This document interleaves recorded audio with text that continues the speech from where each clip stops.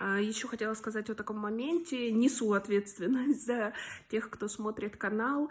Мы кормим кроликов не капустой, не подумайте ни в коем случае. Это они едят салат. Капустой кормить кроликов нельзя. Нельзя давать различные вот эти вот мелки, потому что они портят почки.